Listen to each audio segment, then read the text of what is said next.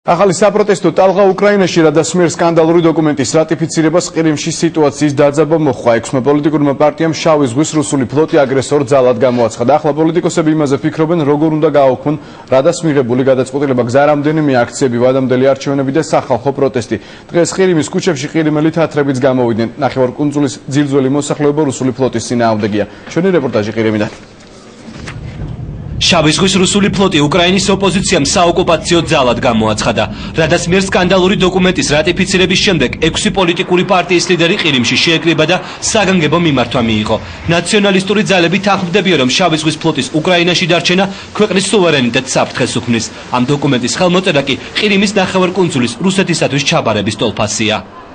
ახლა საჭიროა ნაციონალური ძალების ერთობა. ჩვენ ვაპროტესტებთ პრეზიდენტის გადაწყვეტილებას. იანუკოვიჩს არ ჰქონდა უფლება გაეყიდა უკრაინული მიწა. ჩვენ არ გვინდა უყუროთ თუ როგორ ეუფლება რუსეთი ამ რეგიონს. ჩვენ ახლა ვხედავთ, რომ სევასტოპოლი ვითარდება, მაგრამ მას შემდეგ რაც ის გადაიქცევა აგრესორის სამხედრო ბაზად, ის გახდება კრემლის ავანტურისტების იარაღი.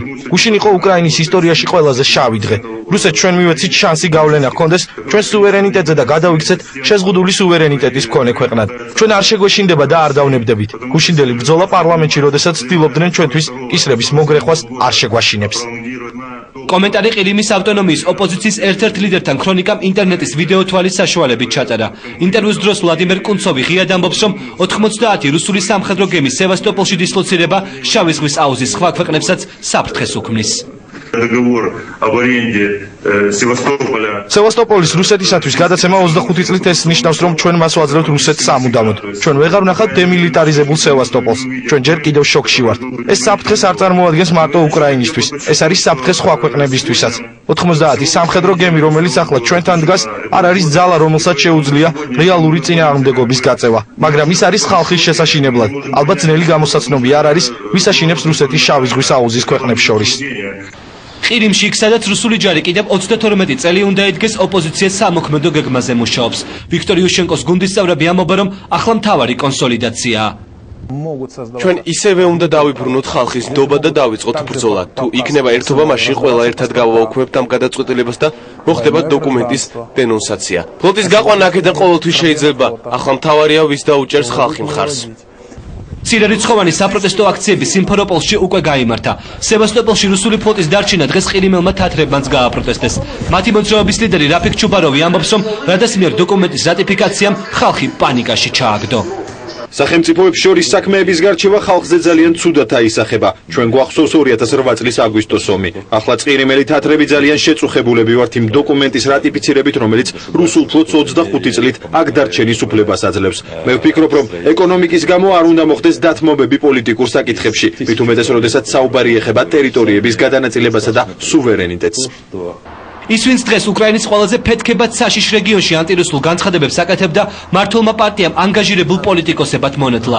იანუკოვიჩის წარმომადგენელი ყირიმის ნახევარკუნძულზე ვადიმ კოსენინჩენკო ამბობს, რომ ხალხი რადას გადაწყვეტილებას რესტორნებში გვიანობამდე აღნიშნავდა და ოპოზიციის პროტესტი მხოლოდ დეზინფორმაციის ერთი ნაწილია.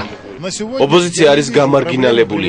ესენი არაფრის მთქმელი ძალები არიან და მათ არ შეუძლიათ რაიმე პროცესებზე გავლენა იქონიონ. ამიტომ რამდენიმე დაბოლილი ლაწირაკის პოზიცია ჩვენთვის საინტერესო არ არის. ყირიმს ამ ხელშეკრულების გაფორმების შემდეგ საფრთხე არ ემუქრება. რადასმიერ სკანდალური დოკუმენტის რატიფიცირებამ ნარინჯისფერები გააერთიანა. დღეს ცნობილი ხდება, რომ ერთწლიანი კონფლიქტის შემდეგ ერთიანი გეგმის დასასახად ტიმოშენკო იუშენკოს შეხვდა. ამის შემდეგ უკვე ყოფილი პრემიერი რეგიონებში გაემგზავრა და საპროტესტო ტალღის ასაგორებლად ემზადება. ჩვენს მიწებს არიგებენ, ჩვენს დამოუკიდებლობას საფრთხე ემუქრება. ეს არის დოკუმენტი, რომლითაც იანუკოვიჩმა ხელი მოაწერა ყირიმის რუსეთისთვის ჩაბარებას. ახლა საჭიროა ერთიანობა და პროტესტი. უკრაინაში იანუკოვიჩის სკანდალური აქტის გაფორმების გამო ოპოზიციის ერთი ნაწილი აქციებს, დანარჩენები კი იმპიჩმენტის პროცედურას უმზადებენ. იყო თუ არა კანონიერი იანუკოვიჩის გადაწყვეტილება და მისი სკანდალური განცხადება გოლოდომორის გამო. ამ თემაზე მოკვლევა დეპუტატმა გრეგორი ომელჩუკმა დაიწყო. იანუკოვიჩს უფლება აღარ აქვს იყოს უკრაინის პრეზიდენტი. ჩემთვის ის როგორც ლიდერი პოლიტიკურადაც და მორალურადაც მოკვდა. მე როგორც რადას დეპუტატი და იურისტი ვიწყებ დოკუმენტაციის შეგროვებას და იმის დადგენას, რამდენად კანონიერია რუსეთთან ხარკოვის შეთანხმების გაფორმება. დანაშაულის კვალი ამ გარიგებას უკვე ეტყობა. ყველა მტკიცებულებების შეგროვების შემდეგ დავიწყებ იანუკოვიჩის იმპიჩმენტის პროცედურას პარლამენტში და პირობას ვდებ, რომ ამ საქმეს ბოლომდე მივიყვან. მართველი პარტია ოპოზიციის განცხადებების საპასუხოდ იულია ტიმოშენკოს დაჭერით და ძველი საქმეების ამოქექვით დაემუქრა. დანარჩენ პოლიტიკოსებს კი ქვეყნის საგარეო საქმეთა მინისტრმა დღეს უპასუხა და თქვა, რომ ყველაფერი ჯერ კიდევ წინ არის. რამდენიმე საათის წინ ცნობილი ხდება, რომ 17 მაისს იანუკოვიჩი და მედვედევი კიდევ 10 ახალ ხელშეკრულებას გააფორმებენ.